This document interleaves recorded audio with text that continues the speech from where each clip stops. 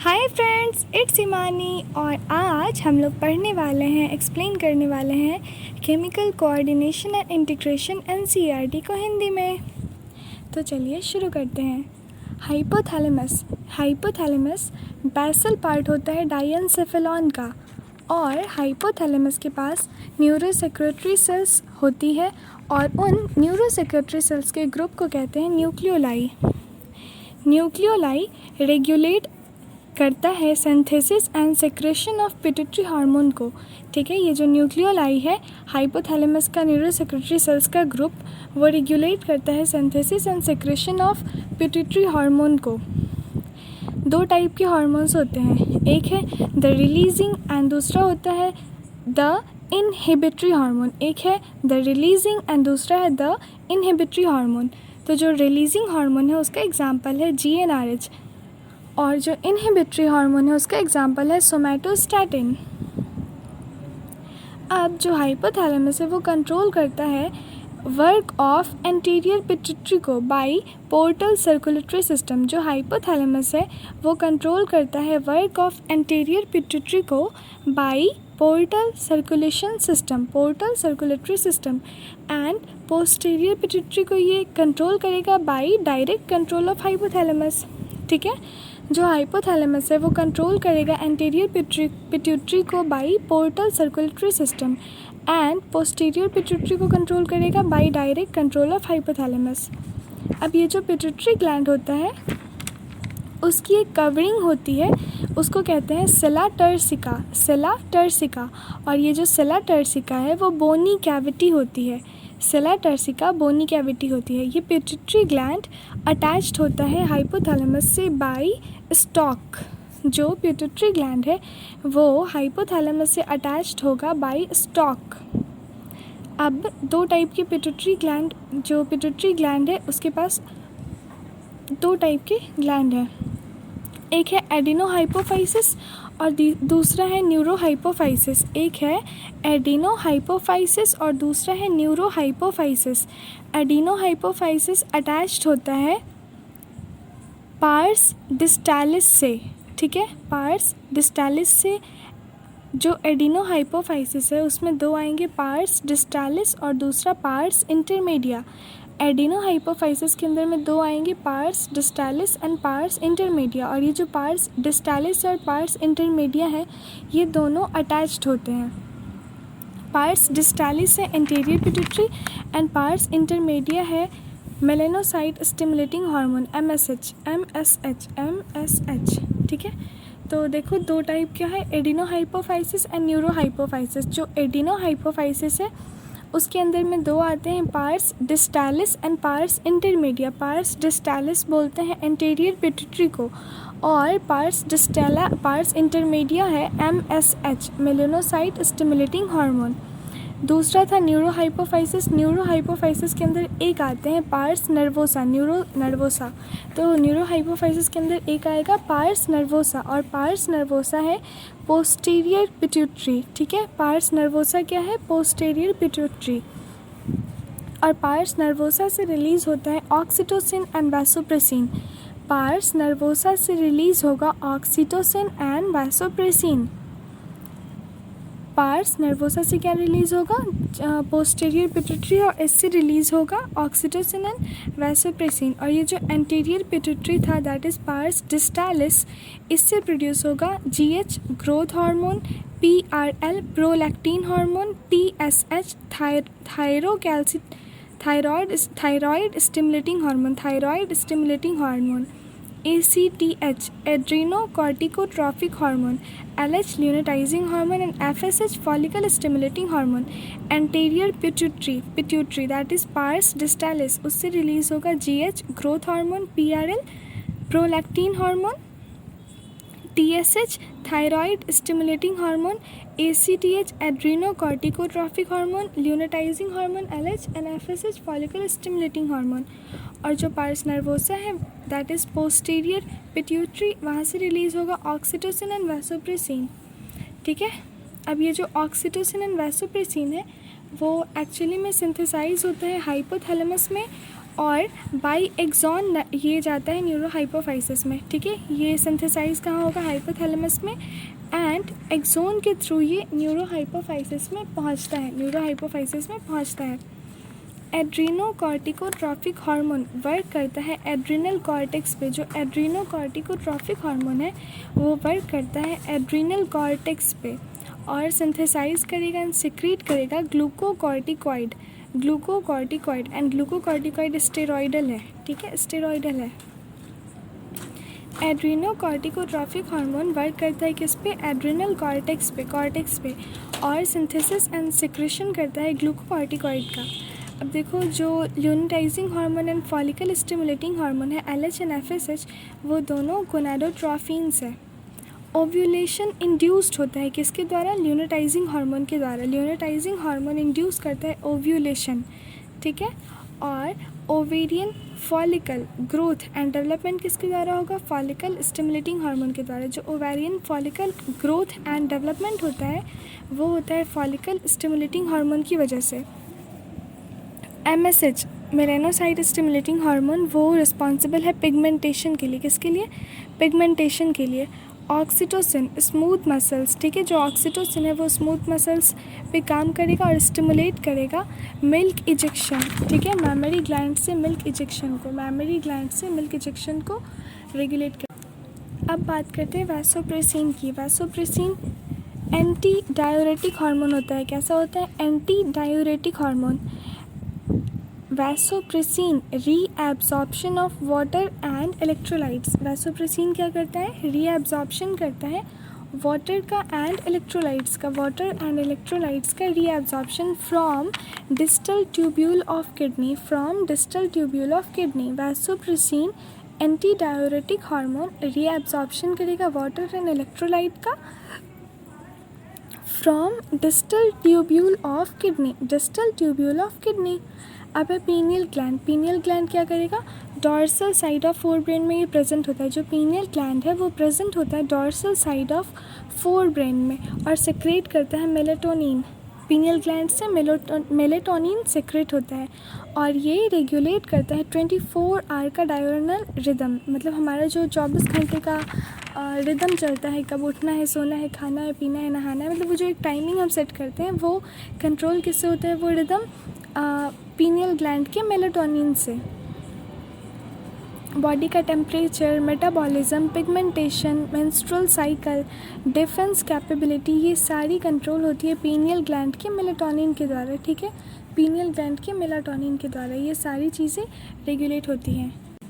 Thyroid gland होती है trachea में होती है। 2 लोब्स होते हैं और ये लोब्स कनेक्टेड होते हैं by thin flap of connective tissue that is called isthmus। Thyroid gland trachea में होती है। 2 लोब्स होते हैं, लोब्स कनेक्टेड होता है by thin flap of connective tissue जिसको कि isthmus कहते हैं। और ये थायराइड ग्लैंड का जो isthmus है वो बना होता है फॉलिकल्स एंड स्ट्रोमल टिश्यूज़ का। फॉलिकल्स एंड स्ट्रोमल टिश्यूज़ यहाँ पे फॉलिकल्स में टेट्रा आयोडोथायरोनिन, ठीक है, tetra iodothyronine that is thyroxine T4, tetra iodothyronine thyroxine T4 and try iodothyronine that is T3, tetra iodothyronine that is T4 thyroxine and दूसरा है try iodothyronine that is T3। अब एक goitre hypothyroidism है, ठीक है, goitre किसकी वजह से है, हाइपोथायरॉयडिज्म, मतलब थायराइड कम जाने की वजह से होता है गोइटर, लो आयोडीन की वजह से। एंड गोइटर में क्या होता है, थायराइड बढ़ जाता है और इसको कहते हैं हाइपोथायरॉयडिज्म, लो आयोडीन की वजह से। और गोइटर में क्या होगा, मेंस्ट्रुअल साइकिल इरेगुलर हो जाएगा, ठीक है, गोइटर में क्या होगा, जो मेंस्ट्रुअल साइकिल है वो इरेगुलर हो जाएगा। अब एक क्रेटिनिज्म होता है स्टंट ग्रोथ का मतलब ऐसे रुक जाना, दैट इज़ क्रेटिनिज्म, इसका भी कारण वही है। अब पढ़ते हैं हाइपरथायरॉयडिज्म। हाइपोथायरॉयडिज्म तो पढ़े, दैट इज़ गॉइटर। अब पढ़ते हैं hyperthyroidism, that is increased nodules. अगर नोड्यूल्स इंक्रीज हो जाते हैं तो उसको कहते हैं हाइपरथायरॉयडिज्म। और जो थायराइड हार्मोन है वो हेल्प करता है रेगुलेशन ऑफ BMR में। BMR क्या है? Basal metabolic rate. जो थायराइड हार्मोन है वो हेल्प करता है रेगुलेट करने में BMR को, बेसल मेटाबॉलिक रेट को, और हेल्प करता है फॉर्मेशन ऑफ RBC में भी। जो हमारा थायराइड हार्मोन है वो हेल्प करता है RBC के फॉर्मेशन में, RBC के फॉर्मेशन में। कंट्रोल करता है metabolism of carbohydrate, protein and fat. ठीक है, थायराइड हार्मोन कंट्रोल्स मेटाबॉलिज्म किसका? Carbohydrate, protein and fat. Maintain करेगा वाटर एंड इलेक्ट्रोलाइट का बैलेंस। ठीक है, जो थायराइड हार्मोन है वो मेंटेन करेगा वाटर एंड इलेक्ट्रोलाइट के बैलेंस को, मेंटेन करेगा वाटर एंड इलेक्ट्रोलाइट के बैलेंस को। थायराइड ग्लैंड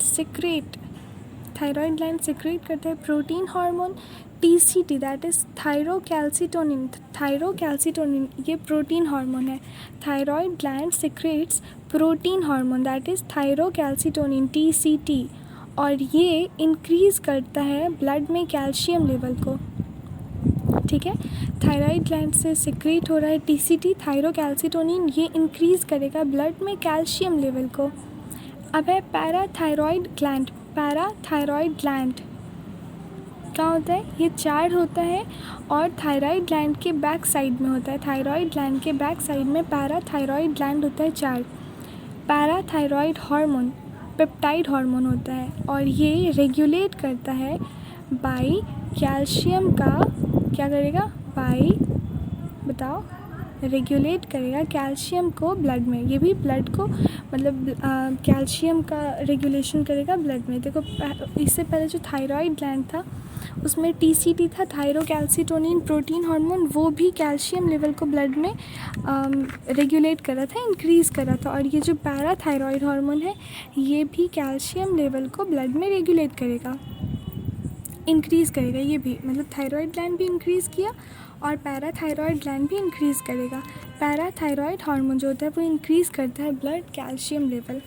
अब देखो, it works on bones and increases reabsorption of bone. ठीक है, ये क्या करेगा? जो पैराथायरॉयड हार्मोन है, कौन? पैराथायरॉयड हार्मोन है वो बोन के ऊपर काम करेगा, हमारी हड्डियों के ऊपर काम करेगा और रीएब्जॉर्प्शन को बढ़ा देगा। ठीक है, बोन के रीएब्जॉर्प्शन को बढ़ाएगा जिससे कि डिसोल्यूशन होगा एंड डीमिनरलाइजेशन होगा बोन का। ठीक है, बोन का डिसोल्यूशन होगा एंड डीमिनरलाइजेशन होगा। Parathyroid hormone increases blood calcium level.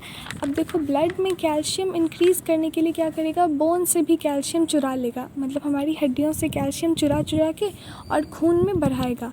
तो खून में जहाँ जहाँ इंक्रीज़ हो रहा है वहाँ पे बोन में डिक्रीज़ होगा, तो बोन का क्या होगा?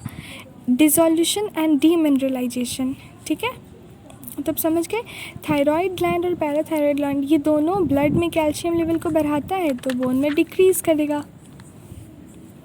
अब देखो, पैराथायरॉयड हार्मोन जो होता है वो स्टिमुलेट करता है reabsorption of calcium from renal tubule and digested food. ये हर जगह से ना कैल्शियम निकाल के खून में डाल रहा है, तो कैल्शियम ये हर जगह कम कर देगा, इसीलिए ये एक हाइपर कैल्शियमिक हार्मोन है। तो पैराथायरॉयड हार्मोन कैसा है? हाइपर कैल्शियमिक हार्मोन है। अब parathyroid hormone and TCT of thyroid hormone, ठीक है, थायरोकैल्सिटोनिन, ये दोनों मिलकर कैल्शियम 2+ का बैलेंस बनाते हैं। ठीक है, ये दोनों मिलकर कैल्शियम 2+ का बैलेंस बनाते हैं। अब है थाइमस लोब्यूलर होता है। ठीक है, कैसा होता है? लोब्यूलर होता है और कहाँ प्रेजेंट होता है? लंग्स के बीच में। 2 लंग्स है ना, उन दोनों लंग्स के बीच में लोब्यूलर होता है थाइमस, और स्टर्नम के बैक साइड में होगा। ठीक है, हमारी ऑर्टा के वेंट्रल होगा, मतलब ऑर्टा के पेट वाले साइड वेंट्रल साइड होगा। ठीक है, कहाँ होगा? ऑर्टा के वेंट्रल साइड होगा एंड स्टर्नम के बैक साइड में होगा। थाइमस लोब्यूलर होगा, लंग्स के बीच में होगा, स्टर्नम के बैक में होगा और ऑर्टा के वेंट्रल होगा। थाइमस का मेन रोल कहाँ होता है? इम्यून सिस्टम में। ठीक है, thymus mainly immune system develop करेगा। थाइमस जो होता है वो मेनली क्या करेगा, इम्यून सिस्टम डेवलप करेगा, इम्यून सिस्टम डेवलप करेगा। अब थाइमस सिक्रेट करेगा peptide hormone thymosin, thymus secretes peptide hormone thymosin. Thymus जो है वो क्या करेगा, सिक्रेट करेगा peptide hormone thymosin, peptide hormone thymosin. Thymus cell mediated immunity वाले टी लेम्फोसाइट्स का डिफरेंशिएशन, ठीक है, करता है। जो थाइमस है वो सेल मेडिएटेड इम्यूनिटी वाले टी लेम्फोसाइट्स का डिफरेंशिएशन करेगा, ठीक है, और प्रमोट करेगा production of antibodies for humoral immunity. मतलब एक तरह से देखो तो जो थाइमस है वो दोनों humoral immunity and cell mediated immunity दोनों में हेल्प कर रहा है। थाइमस क्या कर रहा है, सिक्रेट करेगा पेप्टाइड हार्मोन जो कि सेल मेडिएटेड इम्यूनिटी वाले टी लेम्फोसाइट्स का डिफरेंशिएशन करेगा, और दूसरा ये प्रमोट करेगा production of antibodies for humoral immunity. तो दोनों में हेल्प किया। थाइमस क्या करता है, डीजनरेट करता है in old people, so weak immunity होती है। अब जो बूढ़े लोग होते हैं, बुज़ुर्ग होते हैं, उनकी इम्यूनिटी वीक होने का कारण यही है कि उसमें थाइमस धीरे धीरे डीजनरेट हो जाता है। अगला है एड्रीनल ग्लैंड। क्या है, adrenal gland. Adrenal gland, adrenal gland interior part होता है किडनी का, ठीक है, मतलब कि किडनी के इंटीरियर पार्ट पे है, एक पेयर होता है, दो होता है। एक है एड्रिनल मेड्यूला, ठीक है, दूसरा है एड्रिनल कॉर्टेक्स। इसका दो पार्ट है, adrenal medulla and adrenal cortex. Adrenal medulla and adrenal cortex. Medulla किधर होता है, अंदर की तरफ, कॉर्टेक्स बाहर की तरफ। एड्रिनल मेड्यूला में देखो क्या क्या है, कैटेकोलेमाइंस, ठीक है, कैटेकोलेमाइंस। एड्रिनल मेड्यूला में है कैटेकोलेमाइंस, कैटेकोलेमाइंस। कैटेकोलेमाइंस में दो है, adrenaline and nor adrenaline, adrenaline and nor adrenaline. Adrenaline का दूसरा नाम है एपिनेफ्रीन, एपिनेफ्रीन, और नॉर एड्रिनलिन का दूसरा नाम है नॉर एपिनेफ्रीन, ठीक है। देखो एड्रिनल मेड्यूला है, एड्रिनल कॉर्टेक्स है, एड्रिनल मेड्यूला के अंदर है कैटेकोलेमाइंस, कैटेकोलेमाइंस, और कैटेकोलेमाइंस में दो पार्ट है, adrenaline and nor adrenaline. Adrenaline को घर का नाम है उसका एपिनेफ्रीन, और नॉर एड्रिनलिन का घर का नाम है नॉर एपिनेफ्रीन। और इन दोनों को, एड्रेनलिन एंड नॉर एड्रेनलिन, दोनों को क्या कहते हैं, इमरजेंसी हार्मोन, इमरजेंसी हार्मोन्स, ठीक है, या फिर हार्मोन ऑफ फाइट और फ्लाइट, ठीक है। Hormone of fight and flight कौन है, अगर बोल दे तुमसे कोई कि हार्मोन ऑफ फ्लाइट या फिर फाइट कौन है, तो यही दोनों है, एड्रेनलिन एंड नॉर एड्रेनलिन, या फिर एपिनेफ्रीन या फिर नॉर एड्रेनलिन, यही दो है, या फिर इमरजेंसी हार्मोन भी इसी को बोलते हैं। और ये दोनों क्या करेगा, इंक्रीज़ करेगा हमारा अलर्टनेस। अचानक से कुछ होता है, हम लोग अलर्ट हो जाते हैं ना, तो अलर्टनेस बढ़ाता है यही। प्यूपिलरी डायलेशन, मतलब आँखों का से चौंधिया जाना वगैरह, जो भी है डायलेट होना लाइट पे, वो सब इन्हीं की वजह से होता है। पाइलो इरेक्शन, मतलब कि हमारे शरीर का जो ये रोआ है वो ऐसे स्ट्रेच हो जाता है ना, खड़ा हो जाता है। वो स्वेटिंग है, पसीना आ जाना डर से, ये सारा। उसके बाद हार्ट बीट कंट्रैक्टिंग पावर जो होता है, मतलब हार्ट बीट को कंट्रोल करने का जो पावर है, रेस्पिरेशन का रेट है, फिर ये सब किसके कंट्रोल में है, इन्हीं के, कैटेकोलेमाइंस के, मतलब एड्रेनलिन एंड नॉर एड्रेनलिन के, इमरजेंसी हार्मोन्स के, एपिनेफ्रीन एंड नॉर एपिनेफ्रीन के। और ये साथ में क्या क्या करते हैं, अब जब तुम डर जाते हो ना अचानक से, उस टाइम में ब्रेक डाउन होता है ग्लाइकोजन का, मतलब जो ग्लाइकोजन है बॉडी में उसका ब्रेक डाउन भी स्पीड अप हो जाएगा, जिससे कि ब्लड में ग्लूकोज लेवल बढ़ जाएगा। मतलब कि डायबिटीज़ वाले इसीलिए अचानक से उनको कहा जाता है कुछ नहीं करने, तो ग्लूकोज का लेवल इंक्रीज़ हो जाता है अचानक से ब्लड में, ग्लाइकोजन टूट जाता है। और या फिर break down of lipid and protein, protein and lipid का भी जो है तेज़ी से ब्रेक डाउन होने लगता है। हो गया, एड्रिनल मेड्यूला पढ़ लिया। अब है एड्रिनल कॉर्टेक्स। एड्रिनल कॉर्टेक्स में 3 लेयर होते हैं। सबसे आउटर है G, that is zona glomerulosa, zona glomerulosa, outer है जोना ग्लोमेरुलोसा। बीच में है F, that is zona fasciculata, zona fasciculata middle है, जोना फैसिक्युलेटा। और लास्ट वाला है आर्ड, सबसे अंदर में होता है, वो है जोना रेटिक्युलारिस, मतलब GFR, GFR। ग्लोमेरुलोसा सबसे आउटर है, बीच में फैसिक्युलेटा एंड सबसे अंदर में है रेटिक्युलारिस। जोना ग्लोमेरुलोसा आउटर, बीच में है जोना फैसिक्युलेटा और सबसे अंदर है जोना रेटिक्युलारिस। और ये सिक्रेट करता है कॉर्टिकोस्टेरॉइड्स या फिर कॉर्टिकॉइड्स, ठीक है, कॉर्टिकोस्टेरॉइड्स या फिर कॉर्टिकॉइड्स। कॉर्टिकॉइड्स इन्वॉल्व होते हैं किस में, कार्बोहाइड्रेट मेटाबॉलिज्म में। जो कॉर्टिकॉइड्स हैं वो इन्वॉल्व होते हैं कार्बोहाइड्रेट के मेटाबॉलिज्म में, किस में, कार्बोहाइड्रेट के मेटाबॉलिज्म में। और इसको कहते हैं ग्लूकोकॉर्टिकॉइड्स, ग्लूकोकॉर्टिकॉइड्स। मेन ग्लूकोकॉर्टिकॉइड कौन सा है, cortisol. Cortisol is the main glucocorticoid. देखो क्या था, जो एड्रिनल कॉर्टेक्स है उसमें 3 लेयर है, GFR आउटर है, जोना ग्लोमेरुलोसा, बीच में है जोना फैसिक्युलेटा, सबसे अंदर है जोना रेटिक्युलारिस। और ये सेक्रेट करता है कॉर्टिकोस्टेरॉइड्स, उसी को कहते हैं कॉर्टिकॉइड्स। कॉर्टिकॉइड्स जो होता है उसका काम क्या होता है, कार्बोहाइड्रेट का मेटाबॉलिज्म, और इसीलिए इसको कहते हैं ग्लूकोकॉर्टिकॉइड्स। मेन ग्लूकोकॉर्टिकॉइड कौन सा है, कॉर्टिसोल, कॉर्टिसोल। अब देखो ये जो कॉर्टिकॉइड्स है जो रेगुलेट करेगा वाटर एंड इलेक्ट्रोलाइट के बैलेंस को, उसको कहेंगे मिनरलोकॉर्टिकॉइड। जो कॉर्टिकॉइड कार्बोहाइड्रेट को किए कंट्रोल, उसको क्या कहे, क्या कहे उसको ग्लूकोकॉर्टिकॉइड कहे ना। और जो कॉर्टिकॉइड रेगुलेट करेंगे वाटर का एंड इलेक्ट्रोलाइट बैलेंस को, उसको कहेंगे मिनरलोकॉर्टिकॉइड्स, मिनरलोकॉर्टिकॉइड्स। और मेन मिनरलोकॉर्टिकॉइड क्या होगा, अल्डोस्टेरोन, अल्डोस्टेरोन। मेन ग्लूकोकॉर्टिकॉइड कौन था, कॉर्टिसोल। मेन ग्लूकोकॉर्टिकॉइड था कॉर्टिसोल एंड मेन मिनरलोकॉर्टिकॉइड है अल्डोस्टेरोन, अल्डोस्टेरोन। देखो ग्लूकोकॉर्टिकॉइड जो होता है, जो कार्बोहाइड्रेट को कंट्रोल करेगा, वो स्टिमुलेट करता है gluconeogenesis, lipolysis, proteolysis and inhibit करता है सेलुलर अपटेक को and utilisation of amino acids, ठीक है। जो ग्लूकोकॉर्टिकॉइड है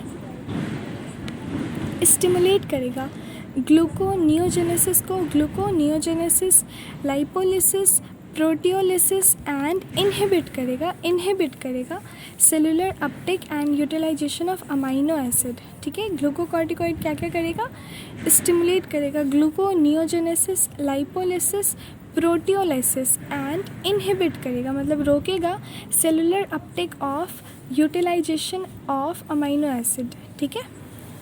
कॉर्टिसोल, जो मेन ग्लूकोकॉर्टिकॉइड है कॉर्टिसोल, वो मेंटेन करता है work of cardiovascular system and kidney. हमारा जो कार्डियोवैस्कुलर सिस्टम है एंड किडनी है, उसके काम को मेंटेन कौन करेगा, कॉर्टिसोल, जो कि मेन ग्लूकोकॉर्टिकॉइड है। अब जो मेन ग्लूकोकॉर्टिकॉइड कॉर्टिसोल है वो स्टिमुलेट करता है एंटी इन्फ्लेमेटरी रिएक्शंस को एंड इम्यून रिस्पॉन्स को। कॉर्टिसोल क्या करेगा, स्टिमुलेट करेगा एंटी इन्फ्लेमेटरी रिएक्शंस को एंड इम्यून रिस्पॉन्स को। और तीसरा काम, ये इंक्रीज़ करेगा ब्लड का आरबीसी प्रोडक्शन, ब्लड में आरबीसी के प्रोडक्शन को बढ़ाएगा कौन, कॉर्टिसोल। कॉर्टिसोल क्या करेगा, आरबीसी के प्रोडक्शन को बढ़ा देगा, आरबीसी के प्रोडक्शन को बढ़ा देगा। अब अल्डोस्टेरोन, that is main mineralocorticoid. Main mineralocorticoid क्या है, अल्डोस्टेरोन। अल्डोस्टेरोन के बारे में पढ़ते हैं। जो अल्डोस्टेरोन है वो वर्क करेगा, काम करेगा रेनल ट्यूब्यूल पे, किस पे, रेनल ट्यूब्यूल पे, और सोडियम प्लस एंड वाटर का रीएब्जॉर्प्शन करेगा, ठीक है। क्या करेगा, सोडियम एंड वाटर का reabsorption and potassium and phosphorus का एक्सक्रिएशन, ठीक है, फॉस्फोरस एंड पोटेशियम का एक्सक्रिएशन। अल्डोस्टेरोन मेन मिनरलोकॉर्टिकॉइड है, वो काम करेगा रेनल ट्यूब्यूल पे एंड सोडियम एंड वाटर का रीएब्जॉर्प्शन करेगा एंड पोटेशियम एंड फॉस्फोरस का एक्सक्रिएशन करेगा, ठीक। ये हेल्प करता है मेंटेन करने में इलेक्ट्रोलाइट्स को, बॉडी फ्लूइड वॉल्यूम को, ऑस्मोटिक प्रेशर को एंड ब्लड के प्रेशर को, ठीक है। मेंटेन करता है इलेक्ट्रोलाइट्स को, ब्लड वॉल्यूम, बॉडी के फ्लूइड वॉल्यूम को, ऑस्मोटिक प्रेशर को एंड बीपी को, ठीक है, ब्लड प्रेशर को। स्मॉल अमाउंट में जब एंड्रोजेनिक स्टेरॉइड्स लेते हैं, स्मॉल अमाउंट का एंड्रोजेनिक स्टेरॉइड सेक्रेट होता है एड्रिनल कॉर्टेक्स से, ठीक है। जो एड्रिनल कॉर्टेक्स है, एड्रिनल कॉर्टेक्स वहाँ से थोड़े से मात्रा में एंड्रोजेनिक स्टेरॉइड्स भी सिक्रेट होते हैं जो कि प्यूबर्टी में हेल्प करते हैं, एक्सियल हेयर के ग्रोथ में, प्यूबिक हेयर की ग्रोथ में, फेशियल हेयर की ग्रोथ में, मतलब मेनली जो सेक्सुअल कैरेक्टरिस्टिक्स है ना उसको दिखाने में हेल्प करते हैं। कौन? Androgenic steroids. और वो भी सिक्रेट होते हैं एड्रिनल कॉर्टेक्स से, ठीक है, एड्रिनल कॉर्टेक्स से। अब आगे हम लोग पढ़ेंगे पैंक्रियाज के बारे में, ठीक है। पैंक्रियाज क्या, जो पैंक्रियाज है वो कंपोजिट ग्लैंड ही हम लोग पढ़े थे ना, कंपोजिट ग्लैंड होता है, मतलब कि एक्सोक्राइन भी है, एंडोक्राइन भी है, एक्सोक्राइन भी एंड एंडोक्राइन भी है। एंडोक्राइन में आएगा आइसलेट ऑफ लैंगरहंस, ठीक है, आइसलेट ऑफ लैंगरहंस। एक्सोक्राइन जो है और ये एंडोक्राइन पार्ट में आएगा आइसलेट ऑफ लैंगरहंस। क्या आएगा? Islet of Langerhans. Islet of Langerhans कितने होते हैं? 1 से 2 मिलियन होते हैं, 1 से 2 मिलियन, और ये 1 से 2% होते हैं पैंक्रियाटिक टिश्यू के। पैंक्रियाज में जितने टिश्यूज़ हैं ना उसका 1 से 2% हमारा आइसलेट ऑफ लैंगरहंस है। क्या है? Islet of Langerhans. 1 से 2 million and 1 to 2% of pancreatic tissues. Islet of Langerhans, इसमें 2 टाइप के सेल्स होते हैं, alpha cells and beta cells. Alpha cell हो गया, सिक्रेट करेगा ग्लूकागोन और ये इंक्रीज़ करेगा ब्लड में शुगर को। ग्लूकागोन का क्या काम है? ब्लड में शुगर को इंक्रीज़ करना। और बीटा सेल सिक्रेट करेगा इंसुलिन जो कि ब्लड में शुगर को डिक्रीज़ करेगा, ब्लड में शुगर को ये डिक्रीज़ करेगा। ग्लूकागोन क्या करता है? स्टिमुलेट करता है ग्लाइकोजेनोलिसिस एंड ग्लूकोनियोजेनेसिस, और ये क्रिएट करेगा हाइपरग्लाइसेमिया, मतलब कि ये ब्लड शुगर लेवल को इंक्रीज़ करेगा, हमारे खून में चीनी को बढ़ाएगा ग्लाइकोजन, ठीक है, ग्लूकागोन। और ये स्टिमुलेट करता है क्या ग्लाइकोजेनोलिसिस एंड ग्लूकोनियोजेनेसिस, और ये क्रिएट करेगा हाइपरग्लाइसेमिया। और ये डिक्रीज़ करता है utilisation and uptake of glucose in cells, मतलब सेल्स में ब्लड में तो शुगर लेवल बढ़ा देगा, तो वो सेल में जो यूज़ होता है ग्लूकोज का उसको डिक्रीज़ करेगा। अब बात करते हैं इंसुलिन की। इंसुलिन क्या करता है? रेगुलेट करता है ग्लूकोज के होमियोस्टैसिस को, और ये काम करेगा हेपेटोसाइट्स पे एंड एडिपोसाइट्स पे। इंसुलिन कहाँ काम करता है? हेपेटोसाइट पे एंड एडिपोसाइट पे। कहाँ? हेपेटोसाइट पे, हेपेटो एंड एडिपोसाइट पे। और ये इंक्रीज़ करता है utilisation and uptake of glucose in cell, hypoglycaemia, और ये ब्लड में शुगर लेवल को डिक्रीज़ करेगा। जो भी काम ग्लूकागोन करेगा उसका अपोजिट करेगा इंसुलिन। लंबे टाइम तक हाइपरग्लाइसेमिया, मतलब खून में चीनी के बढ़ जाने पर लंबे टाइम तक अगर खून में चीनी रहेगा तो उससे डायबिटीज़ मेलिटस होता है, ठीक है, डायबिटीज़ मेलिटस होता है। इसमें ग्लूकोज का लॉस होगा यूरिन से, मतलब हमारी टॉयलेट से यूरिन से हमारी ग्लूकोज पास होने लगेगा, और ये फॉर्म करेगा कीटोन बॉडीज़, ये हो गया डायबिटीज़। अब हम लोग पढ़ते हैं टेस्टिस। देखो टेस्टिस तो मेन हम लोग वो रिप्रोडक्शन चैप्टर में पढ़ेंगे, पर यहाँ पे थोड़ा सा देख लेते हैं। टेस्टिस लेडिक सेल्स या फिर इंटरस्टिशियल सेल्स। टेस्टिस में लेडिक सेल्स या फिर इंटरस्टिशियल सेल्स है। कहाँ पर? इंटरट्यूब्युलर स्पेस में इंटरस्टिशियल सेल्स। एंड्रोजन है टेस्टोस्टेरॉन, एंड्रोजन है वो टेस्टोस्टेरॉन रिलीज़ करेगा। एंड्रोजन जो होता है वो इफ़ेक्ट करता है लिबिडो, मतलब मेल सेक्स बिहेवियर, जो इसको लिबिडो कहते हैं। मेल का जो सेक्सुअल बिहेवियर है उसको लिबिडो कहते हैं। उसको कंट्रोल कौन कर रहा है? Androgen. Metabolism of protein and carbohydrate में भी हेल्प करता है एंड्रोजन, ठीक है। एनाबॉलिक इफेक्ट ये भी करता है एंड्रोजन। अब hormones of heart, kidney and gastric GI, that is gastric inhibitory hormone. 3 है, हार्ट, किडनी एंड GI। ये सब एंडोक्राइन नहीं है। हार्ट देखो, हार्ट का जो एट्रियल वॉल होता है, हार्ट का, हमारे दिल का जो एट्रियल वॉल होता है वो पेप्टाइड हार्मोन सिक्रीट करेगा ANF, atrial natriuretic factor, atrial natriuretic factor क्या रिलीज़ करेगा? Atrial natriuretic factor. Atrial wall है तो एट्रियल नाट्रियूरेटिक फैक्टर। अब ये जो ANF है वो सिक्रीट करता है किस पर? सिक्रीट करेगा, उससे क्या होगा? ब्लड प्रेशर बढ़ेगा, ठीक है। मतलब गलत बोल दिया। देखो, जो ANF होता है एट्रियल नाट्रियूरेटिक फैक्टर, वो सिक्रीट कब होता है? जब हमारा BP बढ़ा रहता है। किसी का BP बढ़ा है तो हार्ट जो है, हार्ट का वॉल वो सिक्रीट करेगा ANF, ताकि ब्लड प्रेशर को घटाया जा सके और जो है इंसान बच जाए, नहीं तो BP बढ़ते फाड़ देगी ना दिल। तो ANF क्या करता है? वो BP कम करता है। कैसे? बाई डाइलेटिंग ब्लड वेसल, बाई जो ब्लड वेसल्स हैं उसको डाइलेट करके। अब बात करते हैं किडनी की। किडनी में जक्स्टा ग्लोमेरुलर सेल्स होते हैं, JG सेल्स, ठीक है। जक्स्टा ग्लोमेरुलर सेल्स वो एरिथ्रोपोएटिन, मतलब कि RBC बनाने वाले सेल्स हैं, एरिथ्रोपोएटिन रिलीज़ करेंगे। अब GI गैस्ट्रिक इनहिबिटरी हार्मोन, वो 4 पेप्टाइड हार्मोन्स हैं, gastrin, secretin, CCK that is cholecystokinin, CCK cholecystokinin and GIP gastric inhibitory peptide. जो गैस्ट्रीन होता है वो वर्क करता है गैस्ट्रिक ग्लैंड पे, ठीक है, और स्टिमुलेट करेगा हाइड्रोक्लोरिक एसिड एंड पेप्सिनोजेन के सिक्रेशन को। सिक्रेटिन जो दूसरा है वो काम करेगा एक्सोक्राइन पैंक्रियाज पे और इंक्रीज़ करेगा secretion of water and bicarbonate, ठीक है। सिक्रेटिन जो होता है वो काम करता है एक्सोक्राइन पैंक्रियाज